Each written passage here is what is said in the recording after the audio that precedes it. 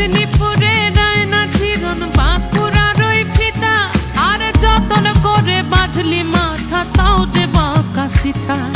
পেছ পাড়িয়া